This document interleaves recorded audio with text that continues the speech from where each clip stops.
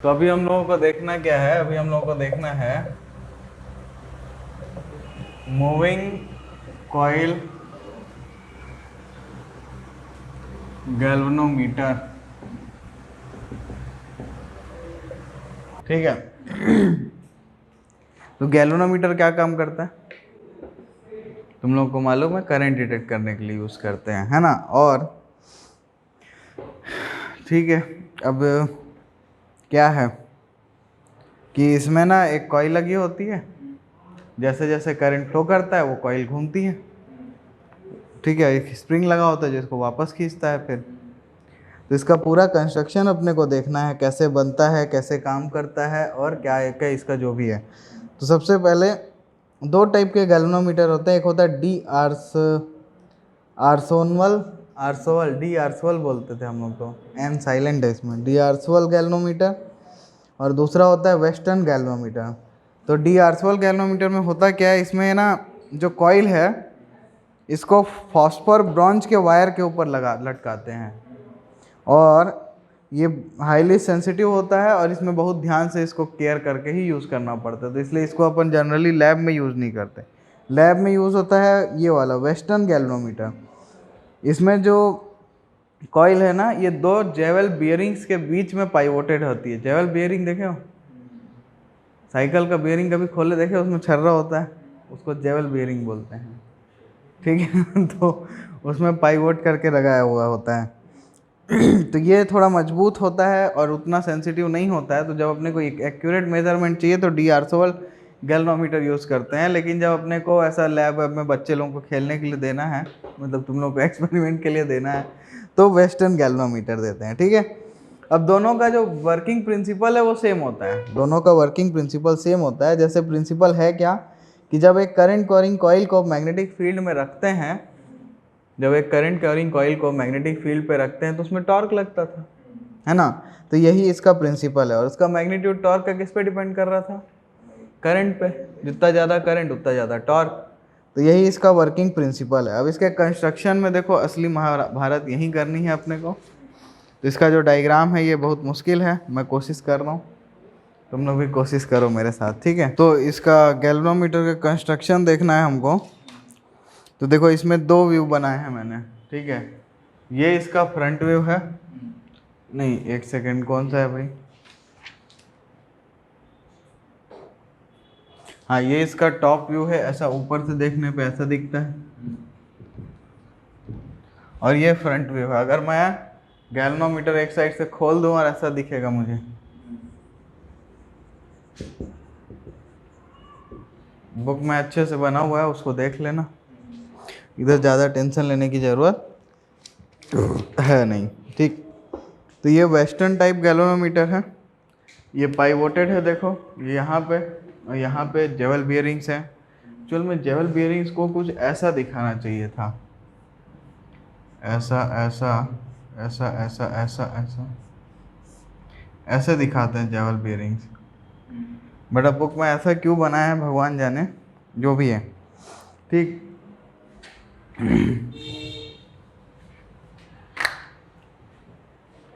तो इसमें क्या है, इसमें एक रेक्टेंगुलर कॉइल है जिसमें कि इंसुलेटेड कॉपर है। यह है अपना रेक्टेंगुलर कॉइल, जो इंसुलेटेड कॉपर वायर्स इसके अराउंड वाउंड किए गए हैं।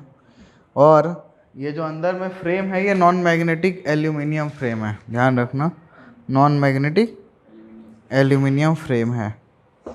तो जो दो एंड्स हैं एक्सेल के, उनको अपन पाइवोट किए गए हैं ऊपर नीचे दो जेवल बियरिंग्स पे। और जो मोशन है ना इस कॉइल का, अभी देखो कॉइल अगर घूमना चालू की तो ऐसे घूमते घूमते कहाँ जाके रुकेगी? वो रोकने के लिए कोई कंट्रोल करने वाला भी तो होना चाहिए ना भाई। कोई कंट्रोल नहीं करेगा तो जाके यहाँ ये पॉइंटर यहाँ से इसको तोड़ के पार्सल मार देगा या वहाँ जाके चिपक जाएगा। तो ऐसा नहीं चाहिए ना अपने को। तो कंट्रोलिंग काम करते हैं ये दो स्प्रिंग। ये हेयर स्प्रिंग होते हैं, हेयर जितने पतले बट मैकेनिकली इतने स्ट्रांग होते हैं कि इसको वापस कंट्रोल करके रख सकें, खींच सकते हैं वापस। ठीक है। और ये जो स्प्रिंग होते हैं ना, ये फॉस्फर ब्रॉन्ज के बने होते हैं। ठीक है।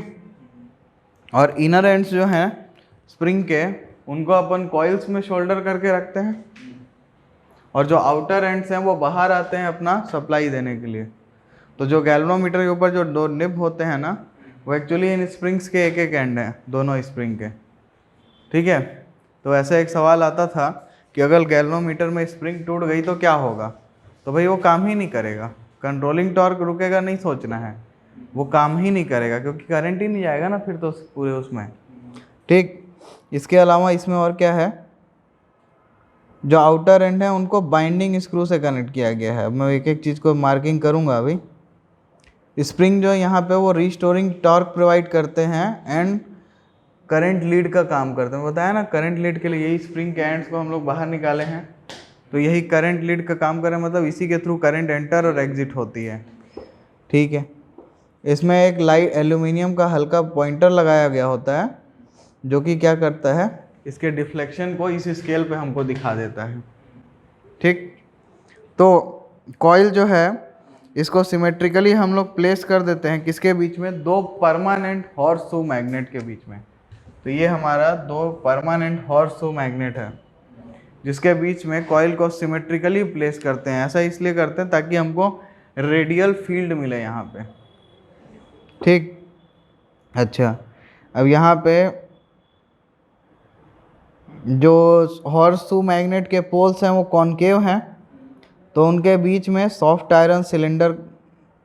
आयरन कोर जो है सिलेंड्रिकल, इसको अपन माउंट कर देते हैं। तो इससे हुआ क्या, देखो अगर इसको देखोगे तो ये कॉनकेव पोर्शन है, यहाँ से जो फील्ड निकलेगी रेडियली आउटवर्ड होगी, यहाँ से निकलेगी रेडियली आउटवर्ड, यहाँ घुसेगी रेडियली इनवर्ड। तो इसके अलोंग जो हमको फील्ड देखने को मिलेगा वो कुछ ऐसा दिखेगा कि वो रेडियली है, रेडियल फील्ड है। तो इसकी वजह से होता क्या है कि यहाँ पे रेडियल फील्ड मिलता है और जो प्लेन ऑफ कॉइल है, जो कॉइल जिस प्लेन में घूमेगा ना वो हमेशा क्या होता है, फील्ड के हमेशा पैरेलल रहेगा।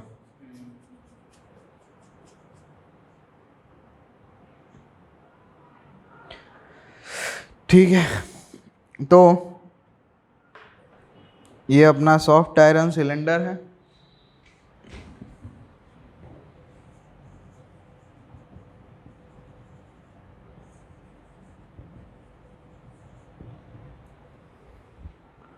और क्या है, ये अपना हेयर स्प्रिंग लगा हुआ है, किसके, फॉस्फर ब्रांच के। ठीक, ये हमारी कॉइल है और ये अपने दो कॉनकेव पोल्स हैं।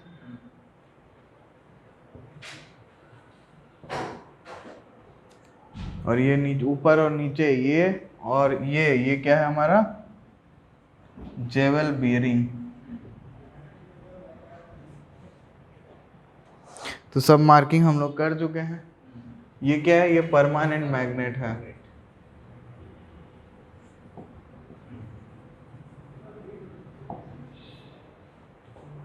और ये जो है यहाँ पे ये पाइवोट है, इसके ऊपर यहाँ पे एक्सेल लगा हुआ है। ठीक है, और ये अपना स्प्रिंग एस है जो यहाँ पे दिखा रहा है, स्प्रिंग एस है। ठीक है,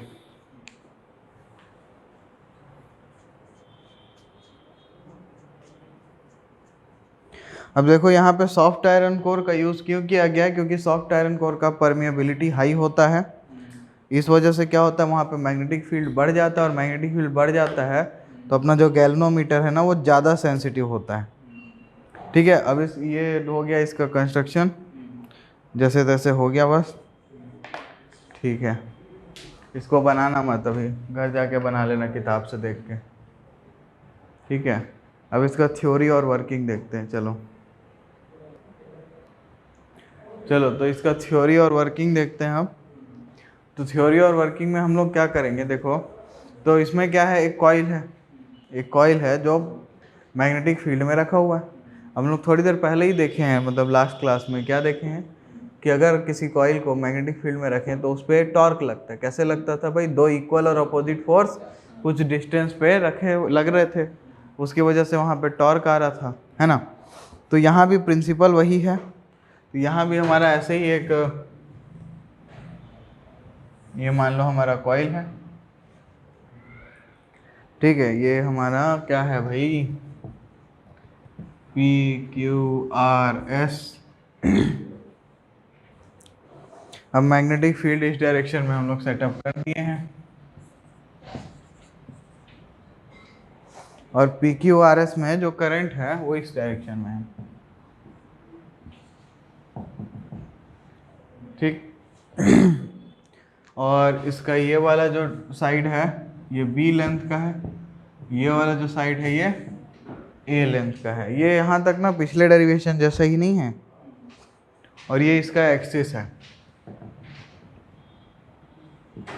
इसके अलॉन्ग ये घूम सकता है, ठीक है। तो अब एक काम करो, फ्लेमिंग्स लेफ्ट हैंड रूल लगाओ और देखो फोर्स किधर लग रहा है। तो फील्ड इस तरफ है, करंट ऊपर है, फोर्स अंदर की तरफ लगेगा। अच्छा, इसमें देखो तो फील्ड फिर से इधर है, करंट नीचे है, फोर्स बाहर की तरफ लगेगा। तो ये इस तरीके से ये घूमने वाला है, ठीक है ना। तो अब हमको क्या दिखेगा, अगर मैं इसको टॉप से देखूं तो मेरे को कुछ ऐसा दिखेगा कि इस पे अंदर की तरफ फोर्स लग रहा है, इस पे बाहर की तरफ फोर्स लग रहा है, और इन दोनों फोर्स के बीच में डिस्टेंस ये कितना है भाई, ए है। ये एंगल अगर थीटा है तो ये ए साइन थीटा हो गया, ठीक है ना। अच्छा, तो अब देखो हमारे कॉइल में करंट कितना फ्लो कर रहा, आई, मैग्नेटिक फील्ड कितना है, बी, ठीक है। और इसका टोटल एरिया कितना है, ए बी, और let the number of coils be N, ठीक। अब देखो यहाँ पे जो फील्ड है वो रेडियल है, तो फील्ड हमेशा, मतलब जो यहाँ पे कॉइल रहेगा ना वो घूमेगा तो भी फील्ड के हमेशा क्या रहेगा, पैरेलल रहेगा हमेशा, ठीक है। तो जो मैग्नेटिक फोर्स होगा ना वो दोनों पे इक्वल आया है, और बाकी दो साइड्स पे तो आया ही नहीं है। ये कहाँ से हम लोग डायरेक्शन पता किए, फ्लेमिंग्स लेफ्ट हैंड रूल से ये सब कर चुके हैं। तो इसकी वजह से क्या हुआ, ये कपल फॉर्म किए, और अगर कपल फॉर्म किए हैं इसका मतलब क्या है, टॉर्क लगेगा। टॉर्क जो लगेगा वो कितना होता है, फोर्स इंटू परपेंडिकुलर डिस्टेंस। अब यहाँ परपेंडिकुलर डिस्टेंस अपन निकाल चुके हैं, फोर्स की बात अभी नहीं किए हैं। फोर्स कितना लगता है, आई बी एल साइन थीटा, आई बी एल साइन थीटा, और थीटा कितना है यहाँ पे 90 डिग्री इंटू ए इंटू साइन थीटा। अच्छा, अब ये एक कॉइल तो है नहीं, यहाँ पे एन कॉइल है, तो यहाँ एन भी मल्टीप्लाई कर लो, एन। और ये देखो ये लेंथ कितना है, ये बी है, और बी इंटू ए क्या हो गया, ए, तो N I A B sine theta. अब देखो ये जो प्लेन होगा इसका जो नॉर्मल वेक्टर होगा ये हमेशा अपने मैग्नेटिक फील्ड से 90 डिग्री पे रहेगा, तो इसका मतलब ये वाला थीटा भी 90 है, और अगर ये भी थीटा 90 है तो क्या मिला अपने को, torque N I A B, क्या मिला, एन आई ए बी या बी ए। तो जो टॉर्क जो है वो क्या करेगा कि अपने ये जो कॉइल है इसको अल्फ़ा एंगल मान लो डिफ्लेक्ट किया, क्या किया, अल्फ़ा एंगल डिफ्लेक्ट किया। तो जो अपना यहाँ पे स्प्रिंग लगा है उसमें है इलास्टिसिटी, तो वो क्या करेगा, एक रिस्टोरिंग फोर्स जनरेट करेगा उसको रोकने के लिए। तो जो रिस्टोरिंग टॉर्क जनरेट करेगा टाउ रिस्टोरिंग, वो डायरेक्टली प्रोपोर्शनल होगा एंगल अल्फा के, जितना एंगल वो क्या किया जितना एंगल ये टॉर्क उसको घुमाएगा उसके करस्पॉन्डिंग ही टॉर्क रिस्टोरिंग जनरेट होगा। तो टॉर्क रिस्टोरिंग जो होगा वो के अल्फा के इक्वल होगा, ठीक है। अब एक बात बताओ, रुकेगा कब, यहाँ पे जो ये के है इसको टॉर्सियन कांस्टेंट बोलते हैं।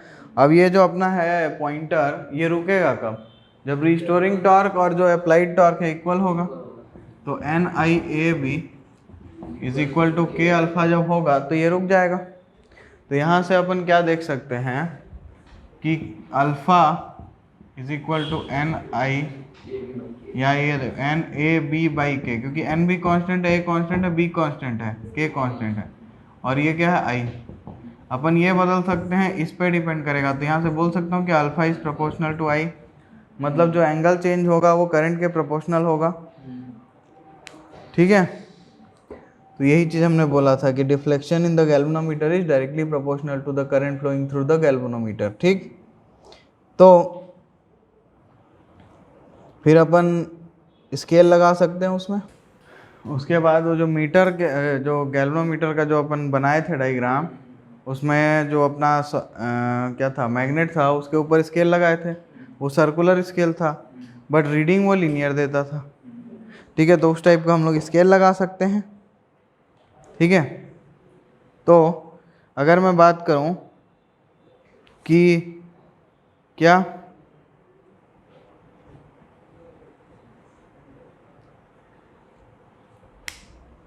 अच्छा, आई को यहाँ से क्या लिख सकते हैं, आई को लिख सकते हैं के अपॉन एन बी ए इंटू अल्फा।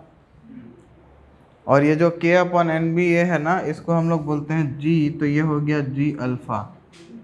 ठीक है, और यहाँ पे जो ये जी है ना, इसको गैल्वेनोमीटर कांस्टेंट बोलते हैं या करंट रिडक्शन फैक्टर बोलते हैं गैल्वेनोमीटर का। ठीक है, और एक और चीज़ डिफाइन होती है जिसको बोलते हैं figure of merit. Figure of merit क्या होता है, तो फिगर ऑफ मेरिट कुछ भी नहीं है, ये जो हमारा गैल्वेनोमीटर कांस्टेंट है ना, इसका इनवर्स होता है फिगर ऑफ मेरिट। ठीक, figure of merit is defined as the current which produces a deflection of one scale division in galvanometer. तो फिगर ऑफ मेरिट क्या होता है, ये वो करंट का वैल्यू है जिससे कि अपने को गैल्वेनोमीटर में एक डिफ्लेक्शन दिखे, एक डिजिट का, मतलब एक यूनिट का बोलो। ठीक है, तो जी का वैल्यू जो होता है ना, वो क्या होता है, आई बाई अल्फा होता है। जी का वैल्यू क्या होता है, यहाँ से लिख सकते हो ना, आई बाई अल्फा, और वो किसके इक्वल होता है, के अपॉन एन बी ए के। तो इसी को फिगर ऑफ मेरिट भी बोलते हैं। ठीक है, galvanometer constant, current reduction factor, या फिर फिगर ऑफ मेरिट। ठीक, तो अब यहाँ से हम लोग गैल्वेनोमीटर की दो सेंसिटिविटी की बात कर सकते हैं, करंट और वोल्टेज की। वोल्टेज पे कैसा बिहेवियर है और करंट पे कैसा बिहेवियर है। ठीक है, इसको नोट कर लो, फिर देखते हैं उसको भी। चलो, तो अब देखो, अभी हम लोग देखे ना गैल्वेनोमीटर कैसे बना होता है। अब हम लोग देखे उसमें कि स्प्रिंग क्या काम करता है, करंट इनलेट आउटलेट का, और दूसरा काम, हाँ, रीस्टोरिंग टॉर्क प्रोड्यूस करता है, ताकि हमारा पॉइंटर एक बार जब मूव करना चालू हो तो उसको रोकेगा कौन, भाई वो स्टार्ट हो गया तो हमारा टॉर्क तो कंटिन्यूसली उस डायरेक्शन में लगता रहेगा ना, जब तक कि हमारे पास करंट फ्लो करती रहेगी कॉइल में। तो उसको रोकने के लिए कुछ चाहिए, तो वो स्प्रिंग उसको रोकेगा। थोड़ा सा और जैसे मतलब इसको अगर और डिटेल में पढ़ते हैं ना, तो इसमें डैम्पिंग भी लगता है, दो अलग अलग टाइप का। वो क्या करता है, अब तुम खुद सोचो, न्यूटन का फर्स्ट लॉ पढ़े हो, इनर्शिया पढ़े हो, इनर्शिया में क्या होता है भाई, कोई भी चीज़ ऐसे मूव करके आ रही है तो यहाँ ऐसे आएगी और ऐसे ये इधर से रोकने वाला है तो यहीं रुक जाएगी क्या, थोड़ा सा आगे जाएगी ना, फिर वो थोड़ा सा आगे जाएगी तो ये रिस्टोरिंग टॉर्क अब ज़्यादा हो जाएगा तो इसको पीछे खींचेगा, तो ये ऐसे ऐसे ऐसे ऐसे तो ऑसिलेट करने लगेगी ना। तो ये ऑसिलेशंस को रोकने के लिए डैम्पर लगे होते हैं। दो टाइप की मोस्ट फेमस डैम्पिंग यूज़ होती है, एक होती है एडी करंट की, जो चैप्टर 6 में पढ़ोगे तुम लोग, और एक और तुम्हारा यूज़ होता है जो कि तुम्हारा एयर डैम्पर होता है, जो अलग से डैम्पर हमको सिस्टम में लगाना पड़ता है। तो इतना डिटेलिंग में यहाँ पे है नहीं, वरना अगर तुम लोग को बताऊँ तो दो टाइप का इंस्ट्रूमेंट भी होता है, एक होता है मूविंग आयरन और एक होता है कौन सा, PMMC। तो ये जो तुम लोग देख रहे हो इसमें क्या है, परमानेंट मैग्नेट, तो वही है ये PMMC, permanent magnet, magnetic core. और मूविंग आयरन इंस्ट्रूमेंट एक दूसरा होता है जो हम लोग इससे एमीटर और वोल्ट मीटर बनाते हैं। ठीक, तो अब चलो इसका फिगर और मेरिट देखें। वो क्या बता रहा था कि वो करंट की वैल्यू जिस पे मेरा एक डिवीज़न डिफ्लेक्शन आए, तो हम लोगों को देखना ही है कि इसका सेंसिटिविटी। तो गैल्वेनोमीटर की सेंसिटिविटी को हम लोग कैसे डिफाइन करेंगे? कोई भी चीज़ सेंसिटिव कब होती है? जब वो स्मॉलेस्ट पॉसिबल चेंज को ऑब्जर्व करे। मतलब दो लोग हैं, उसमें सेंसिटिव कौन होगा? अगर रिकी मिश्रा और हिमांशी को ही कंपेयर करें तो कौन ज़्यादा सेंसिटिव होगा? हिमांशी। इसका मतलब क्या है? ये अगर हल्के फोर्स को भी ये झेल नहीं पाएगी ना, ये चीज़। तो वैसे ही गैल्वेनोमीटर भी सेंसिटिव कब होगा? जब वो स्मॉल चेंज के लिए भी लार्ज डिफ्लेक्शन हमको दिखाएगा तो वो ज़्यादा सेंसिटिव होगा। ठीक है, तो हमारे पास यहाँ पे दो टाइप की सेंसिटिविटी हो सकती है। तो हेडिंग डालो सेंसिटिविटी। तो इसमें पहला हम लोग देखते हैं, चलो करंट सेंसिटिविटी।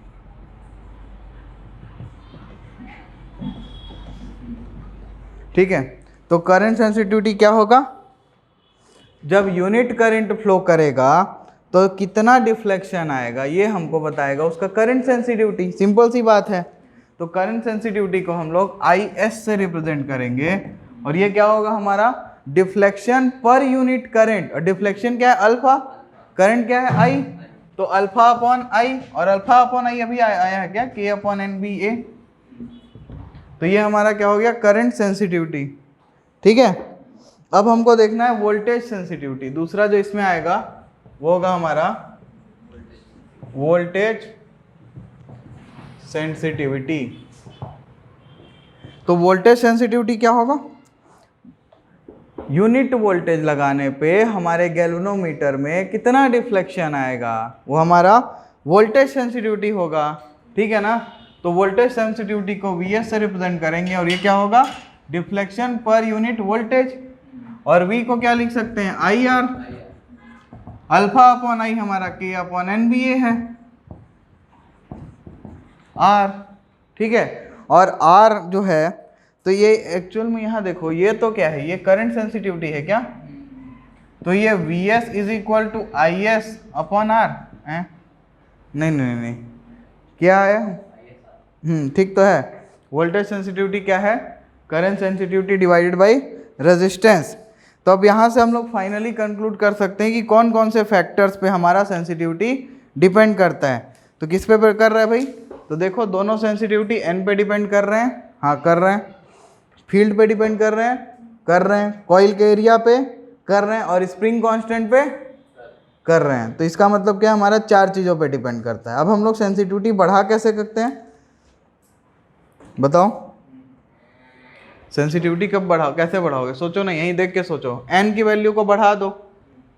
N की वैल्यू को अगर बढ़ा दोगे तो क्या होगा? IS की वैल्यू कम हो जाएगी। ठीक है, अगर N बढ़ाओगे तो I तो ऑटोमेटिक बढ़ेगा ना यार। करंट तो कॉइल में घूम रहा है ना, तो अगर नंबर ऑफ टर्न्स बढ़ाएंगे तो करंट भी बढ़ जाएगा ना। इस वजह से सेंसिटिविटी भी बढ़ेगी। ठीक है, लेकिन एक लिमिट आएगा। क्यों ऐसा लिमिट आएगा? कि जैसे जैसे तुम टर्न्स को बढ़ाते जाओगे तो भाई गैल्वेनोमीटर का वेट बढ़ता जाएगा, और वेट बढ़ेगा और साथ साथ में क्या होगा? रेजिस्टेंस भी बढ़ता जाएगा। फील्ड बढ़ा के हम लोग कर सकते हैं, एकदम कर सकते हैं। उसके लिए क्या करना पड़ेगा? और ज़्यादा स्ट्रॉन्ग हॉर्सो मैग्नेट यूज़ करना पड़ेगा। ठीक है, और कॉइल के अंदर भी सॉफ्ट आयरन कोर डालना पड़ेगा। एरिया बढ़ा के भी कर सकते हो, बट उसमें भी एक लिमिट है। ज़्यादा बड़ा गैल्वेनोमीटर भी तो नहीं चाहिए ना। पूरे कमरे बराबर का गैल्वेनोमीटर ले आओगे, भले रीडिंग अच्छा देगा बट पोर्टेबल नहीं होगा ना, तो यूज़फुल नहीं होगा। इसके अलावा K का वैल्यू कम करके भी कर सकते हो। ठीक, अब इसका एडवांटेज और डिसएडवांटेज तुम लोग खुद पढ़ लेना, कोई मतलब नहीं है। ठीक है, एक चीज़ बच गई है, गैल्वेनोमीटर को एमीटर में कन्वर्ट करना और वोल्टमीटर में कन्वर्ट करना। तो अब हम लोग देखेंगे क्या, गैल्वेनोमीटर का काम था केवल करंट डिटेक्ट करना। ठीक है, लेकिन हमको क्या है, हम लोग ना ज़्यादा दिमाग लगाना चाहते हैं। तो अब हम लोग क्या करेंगे, गैल्वेनोमीटर से बनाएंगे एमीटर और साथ साथ में बनाएंगे वोल्टमीटर भी। तो सबसे पहले शुरू करते हैं और कन्वर्ट करते हैं गैल्वेनोमीटर को अमीटर में। Conversion of galvanometer to ammeter. ठीक है, तो हमको क्या करना है, हमको कन्वर्ट करना है गैल्वेनोमीटर को अमीटर में। अब देखो गैल्वेनोमीटर जो है हमारा ना, वो बहुत ही सेंसिटिव इंस्ट्रूमेंट होता है, बहुत ही सेंसिटिव इंस्ट्रूमेंट होता है। तो उसका जो करंट का रेंज है ना वो बहुत ही ज़्यादा कम होता है। कैसा होता है, कुछ लिखा भी नहीं, उसके बारे में भी कुछ नहीं दिया है। माइक्रो एम्पियर की रेंज में होता है। अब उतना करंट हर जगह हमारे पास तो होता नहीं, कहीं पे ज़्यादा भी हो सकता है, वहाँ ऑब्वियस सी बात है, होता ही है। तो क्या किया जाए, मेज़र तो करना है। तो हम क्या करते हैं कि हमारा जो ये गैल्वेनोमीटर है ना,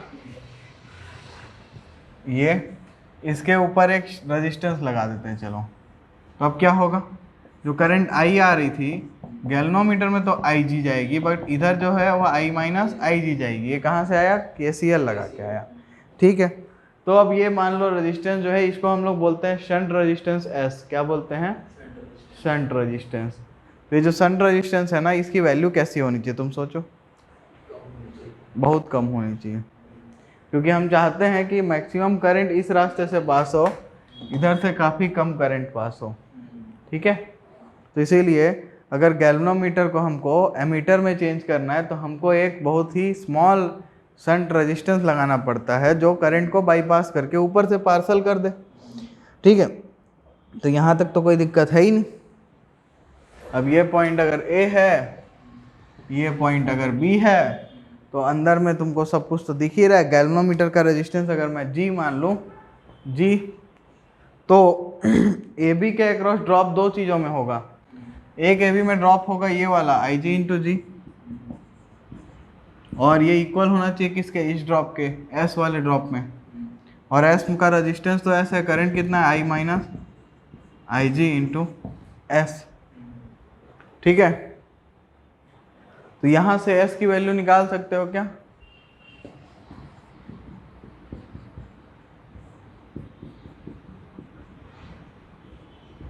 लो निकल गई S की value, I G upon I minus I G into G. ठीक है, अच्छा, अब इसको मैनिपुलेट करके आई जी का वैल्यू भी निकाल सकते हो। सोचो कैसे, तो I G into G is equal to I S minus I G into S. ये इस साइड आएगा, तो I G into G plus I G into S is equal to I into S. तो आई जी का value क्या आएगा, I into S upon G plus S. ठीक है, तो ऐसा है कि अब यहाँ से मैं जो भी मेरा गैल्वेनोमीटर होगा मैं उस हिसाब से S की वैल्यू सेलेक्ट करके IG को फिक्स कर सकता हूँ। ठीक है, अच्छा, तो एक शंट रेजिस्टेंस लगा के हमको अपने रिक्वायर्ड रेंज का एमीटर मिल जाता है गैल्वेनोमीटर के क्रॉस शंट लगाने से। ठीक है, अभी जब गैल्वेनोमीटर में डिफ्लेक्शन होगा ना वो IG के प्रोपोर्शनल होगा, वो तो IG के प्रोपोर्शनल होगा जितनी करंट उसमें जा रही है। बट ये IG जो है वो तो I के प्रोपोर्शनल है ना, क्योंकि उसी का कुछ परसेंटेज, कुछ पार्ट इसमें आया होगा, है ना। तो इस तरीके से हम लोग डायरेक्टली करंट का ही मेजरमेंट कर रहे हैं। हम इसको ऐसा डिसाइड कर लेते हैं, हमारा जो S है इस S की वैल्यू के हिसाब से हमारा ये कितना करंट इधर जाएगा वो डिसाइड हो जाता है। तो मान लो अगर 100 एम्पियर यहाँ से आया, अगर यहाँ से 100 एम्पियर आया तो 95 इधर गया, 5 इधर गया। तो मैं 5 के हिसाब से, अब मान लो ऐसा होना चाहिए था, मैंने आइडियल टेस्ट किया, 100 डाला, 5 इसमें, 95 इधर। ठीक, अब मैंने एक दिन ऐसे ही मेज़र किया, मुझे मिला यहाँ पे 4 था, इसमें 4 एम्पियर करंट था।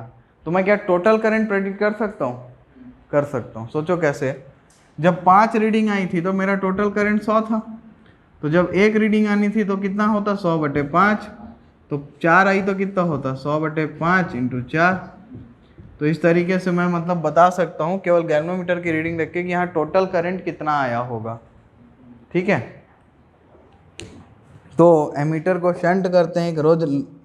एमीटर जो है ना ये एक्चुअल में एमीटर क्या है पता है, वो लो रेजिस्टेंस गैल्वेनोमीटर ही है या फिर शंटेड गैल्वेनोमीटर है। ठीक, और जिसका इफेक्टिव रेजिस्टेंस कितना होता है, कहीं पे निकाले हैं अपन, इफेक्टिव रेजिस्टेंस G और S का पैरेलल कॉम्बिनेशन होगा। इस गैल्वेनोमीटर का जो एमीटर की तरह वर्क कर रहा है इसका इक्विवेलेंट रेजिस्टेंस कितना होगा, तो G और S का पैरेलल कॉम्बिनेशन कैसे निकालते हैं, दो का parallel G into S upon G plus S से। तो एमीटर जो अपना बना होगा उसका जो रेंज, उसका जो रेजिस्टेंस होगा वो क्या होगा, G S upon G plus S. ये आया वही है इक्विवेलेंट वाले फॉर्मूले से, ट्राई करके देख सकते हो। अच्छा अब ये बताओ, ये वाली वैल्यू एस से छोटी होगी कि बड़ी होगी, जो शंट रेजिस्टेंस लगाए हो उससे ये छोटा होगा कि बड़ा होगा, कैसे बड़ा होगा, जब दो रेजिस्टेंस को पैरेलल में लगाते हैं तो हमारा जो इक्विवेलेंट रेजिस्टेंस है ना, जो छोटा रेजिस्टेंस है उससे भी छोटा आता है, और हम यहाँ पे शंट रेजिस्टेंस ऑलरेडी लो ही लगा रहे हैं, तो इसका मतलब ये वाली वैल्यू उससे और छोटी ही आएगी।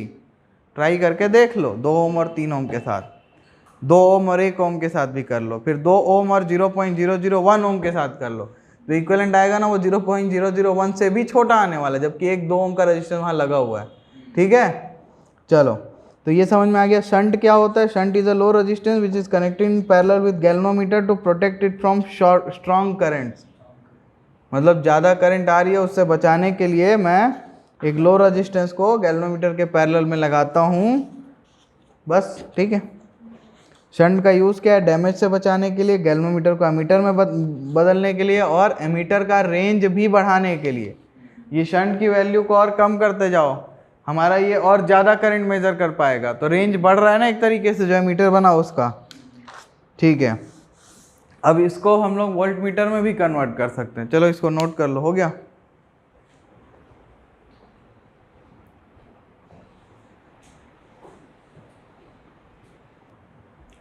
चलो तो अब देखते हैं कि गैल्वेनोमीटर को वोल्ट मीटर में कैसे कन्वर्ट करेंगे। Conversion of galvanometer two volt meter. अब वोल्ट मीटर का काम क्या होता है, पोटेंशियल डिफरेंस मेजर करने के लिए। कैसे लगाते हैं उसको, किसी भी चीज़ के पैरेलल में लगाते हैं। आइडियली वोल्ट मीटर का रेजिस्टेंस कैसा होना चाहिए, 0 क्यों होगा, अच्छा हाँ, आइडियल वोल्ट मीटर है तो उसका रेजिस्टेंस 0 होना चाहिए। अच्छा चलो देखो तो जरा, ये है रजिस्टर, ये लगाया मैंने वोल्ट मीटर, और मैं बोल रहा हूँ इसका रेजिस्टेंस 0 है, तो यहाँ से करंट आई वो पूरा बोलेगी इधर मैं क्यों जाऊँ, यहाँ तो रेजिस्टेंस है, मैं चला इधर, यहाँ होगा क्या, 0 ड्रॉप। क्या मेजर करोगे, बाबा जी का ठुल्लो हैं, वोल्ट मीटर है, इधर करंट जाना ही नहीं चाहिए, पूरा करंट इससे जाए, तब तो यहाँ पे जो V equal to I R होगा वो मेजर करके देगा। पोटेंशियोमीटर पढ़ा दिए, फिर भी इसमें नहीं समझ में आया। पोटेंशियोमीटर में क्या होता है, पोटेंशियोमीटर आइडियल वोल्ट मीटर है, वो कोई करंट ड्रॉ नहीं करता है, भूल गए हैं, ऐसा होगा काम।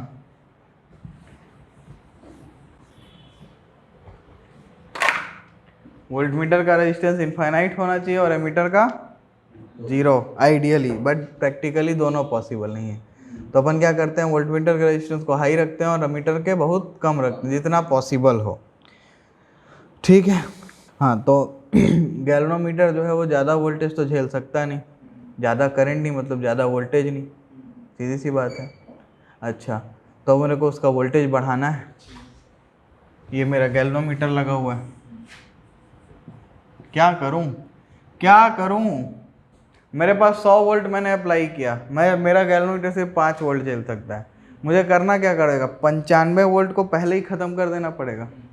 इसका मतलब यहाँ पे एक मैं सीरीज रेजिस्टेंस लगा दूँ क्या, सीरीज रेजिस्टेंस लगा दूँ क्या, जो सीरीज रेजिस्टेंस कर क्या रहा होगा, वो एक्स्ट्रा जो वोल्टेज है उसको ख़त्म यही कर दे रहा होगा, गैल्वेनोमीटर में पहुँचने नहीं दे रहा होगा। तो यहाँ पे अगर करंट देखें, मान लेते हैं करंट IG है अगर, ठीक है, तो जी यहाँ पे रेजिस्टेंस है गैल्वेनोमीटर का, IG करंट है इसका, मान लो कि 0 से 20 वोल्ट तक मैक्सिमम अपने को जाना है। R जो है वो सीरीज रेजिस्टेंस जो कर क्या रहा है, करंट को सेफ लिमिट तक रिस्ट्रिक्ट कर रहा है ताकि G में ड्रॉप कम रहे।